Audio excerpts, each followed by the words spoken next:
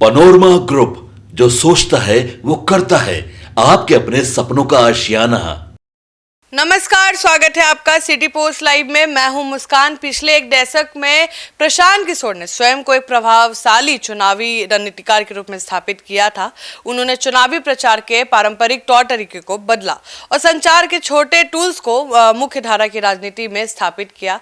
आज कई लोग आई पैक के स्कूल से निकलकर चुनावी रणनीति और सोशल मीडिया कैंपेन की दुनिया में सफलतापूर्वक काम कर रहे हैं, लेकिन बिहार चुनाव में कोई खास कमाल नहीं दिखा पाए। इस पर बातचीत करने के लिए हमारे साथ मौजूद है chief editor Shrikant Pratyush. Sir, क्यों बिहार की राजनीति में फेल हो गए पीके? देखिए, प्रशांत किशोर ने ऐसे हाई रिस्क मॉडल का प्रयोग किया जिसमें पूरा अभियान एक लोकप्रिय चेहरे और केंद्रीय नैरेटिव पर टिका था। मतलब प्रशांत किशोर पर ही पूरा चुनाव टिका हुआ था और उनके चेहरे पर, उनके द्वारा सेट किए गए नैरेटिव पर। और यह मॉडल विज्ञापन राजनीतिक ब्रांडिंग की दुनिया में चलता है, लेकिन ज़मीनी राजनीति में यह तभी सफल होगा जब उसके साथ मजबूत स्थानीय नेतृत्व हो। पिछले 3 वर्षों में उन्होंने बिहार में लंबी पदयात्रा की और अपने पूरे कैंपेन को रोजगार, पलायन और शिक्षा जैसे मूल मुद्दों पर फोकस किया। उन्होंने इन तीनों मुद्दों को बिहार के राजनीतिक विमर्श के केंद्र में लाकर खड़ा कर दिया। बिहार के लोग ही नहीं, बल्कि बिहार से बाहर रहने वाले हस्तियाँ भी, जैसे मनोज वाजपेयी, पंकज त्रिपाठी जैसे एक्टर उनसे जुड़ने लगे उनके मुद्दों से। तो असर हुआ, ऐसा नहीं है। प्रशांत किशोर की बातों ने लोगों को प्रभावित किया हो, लेकिन चुनाव जैसे जैसे नजदीक आए हैं, जन स्वराज की कैंपेनिंग अचानक एक निगेटिव लाइन पर शिफ्ट हो गई। हाँ, बिल्कुल आपने ठीक कहा। प्रशांत किशोर ने बहुत तेजी से अपनी पार्टी को खड़ा किया। उनका ग्राफ ऐसे जा रहा था, लेकिन अचानक उनका ग्राफ गिरने भी लगा। प्रशांत किशोर ने तेजस्वी यादव को 9वीं फेल बताया, सम्राट चौधरी को पर सवाल उठाया। धीरे धीरे इन नेताओं के जातीय समुदाय के एक बड़े हिस्से ने प्रशांत किशोर और जनसुराज से दूरी बनानी शुरू कर दी। तो पहले हर जाति के लोग जुड़े हुए थे जनसुराज से, लेकिन जब उन्होंने कुछ खास नेताओं को टारगेट किया, जैसे अशोक चौधरी को टारगेट किया, सम्राट चौधरी को टारगेट किया, तेजस्वी को टारगेट किया, तो उनसे जुड़े जो लोग थे, उनकी जाति या समाज से जुड़े हुए लोग, वो गुस्सा में आ गए कि भाई तो किसी को निपटाना चाहते हैं, ये किसी को छोटा दिखाना चाहते हैं। अगर ये केवल विकास और पलायन, रोजगार के मुद्दे को लेकर ही आगे बढ़ते तो हर जाति के लोग मजबूती के साथ इनके साथ जुड़े रहते और चुनाव का नतीजा कुछ और होता। और मैंने, आपको याद होगा, कनकलेव में पूछा था कि सम्राट चौधरी के खिलाफ अब जिस तरह से मोर्चा खोल रहे हैं तो सारे कुशवाहा नाराज हो जाएंगे, याद है? बिल्कुल। और उन्होंने कहा था कि नहीं, कुशवाहा क्यों नाराज होंगे, हमने कुशवाहा के खिलाफ थोड़े कुछ कर रहा हूँ, मैं तो सम्राट चौधरी पर निशाना साधा। जैसे प्रशांत किशोर सर अगर किसी भी जातीय विशेष नेता के बारे में बोलते हैं तो क्या लोग ऐसे देखते हैं कि ये ब्राह्मण ऐसे बोल रहा है कि प्रशांत? बिल्कुल, यहाँ बिहार में जातीय जकड़न में समाज जकड़ा हुआ है। आप कितना भी नारा दे लीजिए, कितनी भी कोशिश कर लीजिए, उससे बाहर जल्दी लोग नहीं निकलते हैं।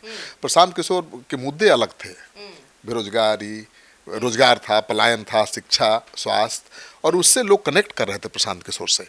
लेकिन जब प्रशांत किशोर ने कुछ नेताओं को निशाना बनाना शुरू किया तो वही मामला गड़बड़ हो गया। देखिए, बिहार में क्या है कि सब कास्ट लीडर हैं, चाहे वो सम्राट चौधरी हो, अशोक चौधरी हो या मंगल पांडे, सब कास्ट के नेता हैं। ब्राह्मण का कोई नेता है, कोई कुशवाहा का नेता है, कोई दलित का नेता है। तो उन पर जैसे ही आप हमला कीजिएगा तो उनसे जुड़े लोग या जो नहीं भी जुड़े हैं, उनकी जाति से जुड़े लोग आपको अपनी जाति का दुश्मन मान लेंगे। और यही हुआ है प्रशांत किशोर के साथ। तो प्रशांत किशोर ने और कोई गलती नहीं की। मुझे लगता है कि ये बड़ी गलती थी। और दूसरी गलती तो मैं पहले ही बता चुका हूँ कि पूरा कैंपेन उन पर ही फोकस था, उनके चेहरे पर, उनके ही नैरेटिव पर चलता रहा। लोकल लेवल पर कोई बड़ा चेहरा था ही नहीं जो पार्टी को आगे बढ़ा सके। तो ये भी बड़ी कमी थी। केवल माने पेड लोगों के बल पर आप माहौल बना सकते हैं, चुनाव नहीं जीत सकते। और उन पर आरोप भी लग रहा था कि उनकी पार्टी जो है जेएसपीटी, वही नेताओं पर हावी रहती है, वही पार्टी चलाती है, वही उम्मीदवार तय करती है, पार्टी के नेताओं को कोई अहमियत नहीं है। तो ये सब उल्टा गया। तो मुझे लगता है कि प्रशांत किशोर को 15 लाख वोट मिले हैं, वो कम नहीं है अभी। ऐसे माहौल में जब सुनामी आया हो फिर भी 15 लाख वोट लाए हैं तो उनके लिए अच्छा संकेत है। और किसी भी पार्टी के लिए जो पहली बार चुनाव लड़ी है उसके लिए अच्छा रिजल्ट है। लेकिन अब उनको संतोष नहीं हो रहा है। इसलिए नहीं हो रहा है कि उनकी उम्मीदें बहुत बड़ी थी। तो मुझे लगता है कि अभी मेहनत करना चाहिए उनको। लोगों ने उम्मीदों को मारा नहीं है, अभी भी संकेत दिया है कि आप लगे रहेंगे तो आपके हिस्से बड़ी जिम्मेवारी आ सकती है। सर, अभी आपने बताया कि जाति समुदाय के बड़े हिस्से ने प्रशांत किशोर जनसुराज से दूरी बनाना शुरू कर दी। सर, और क्या रीजन? देखिए, शराबबंदी को भी प्रशांत किशोर बड़ा मुद्दा बना रहे थे और कह रहे थे कि सत्ता में आते ही इसे तुरंत 15 मिनट के अंदर हटा दूंगा। तो महिलाएं इससे दुविधा में आ गई। जो महिलाएं उनके साथ फिर से पति पिएगा, डोमेस्टिक वायलेंस करेगा। अभी तो डर के पी रहा है कि पकड़ा जाएंगे। बिल्कुल, तो अभी पति पी कर जाता भी है घर में तो उसको डर है कि मारपीट करेंगे, पत्नी कंप्लेन कर देगी तो जेल जाना पड़ेगा शराब पीने के कारण।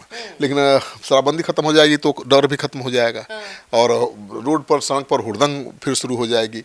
तो महिलाएं मतलब वो भ्रमित हो गई और उन्होंने साथ नहीं दिया।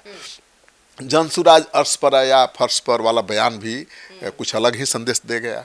प्रशांत किशोर 10 से कम सीट से भी संतुष्ट हो सकते हैं।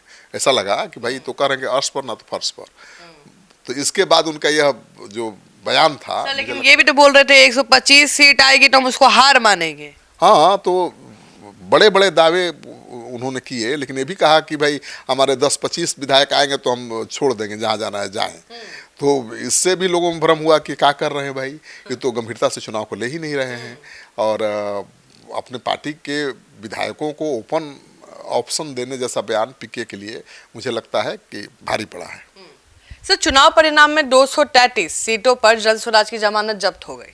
हाँ बिल्कुल, जनसुराज खुद को A to Z की पार्टी बताती रही, लेकिन जमीन पर इस नैरेटिव को प्रशांत और जनसुराज ने ठीक से नहीं उतारा।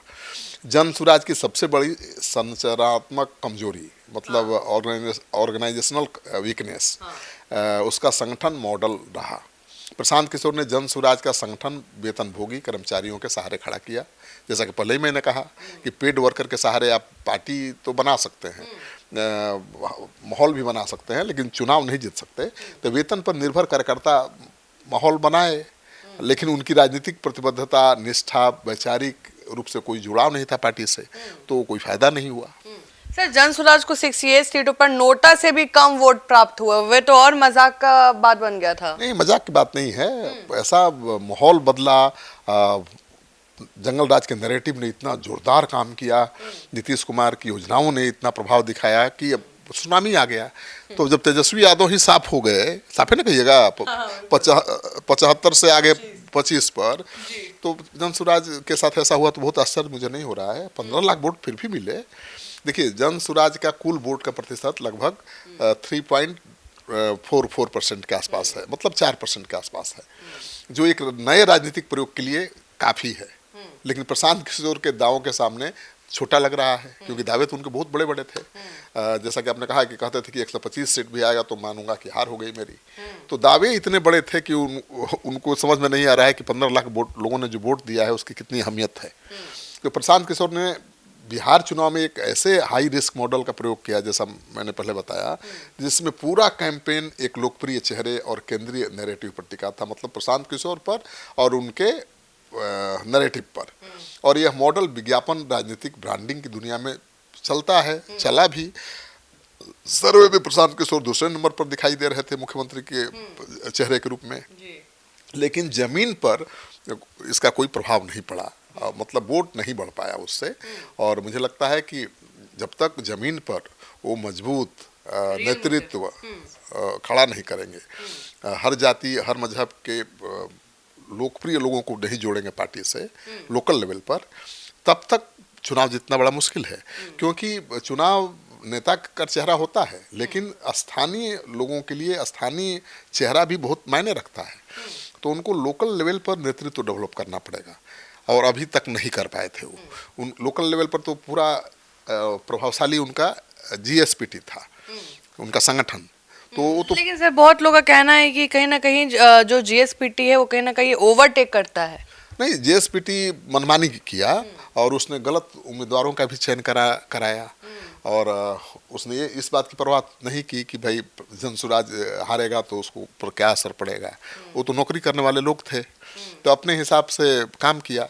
राजनीति और नौकरी में बहुत फर्क है, दोनों के माइंडसेट में बहुत फर्क है।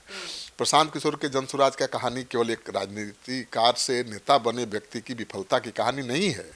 यह भारतीय चुनावों में भी चुनाव की भी कहानी है, जहां ब्रांडिंग और नैरेटिव की राजनीति की सीमाएं तय होती हैं। जमीन पर संगठन, सामाजिक समीकरण और मतदाता का विश्वास ही निर्णायक भूमिका निभाता है। तो केवल आप चाहिएगा कि हम विज्ञापन से और नया नैरेटिव सेट करके चुनाव जीत जाएंगे, फर्श से अर्श पर पहुंच जाएंगे, तो मुश्किल काम है। प्रशांत किशोर को जो उपलब्धि हासिल हुई है पिछले 1 साल 2 साल में, वो पर्याप्त है। उनको अब आगे जब मेहनत करेंगे तो उसका रिजल्ट दिखेगा।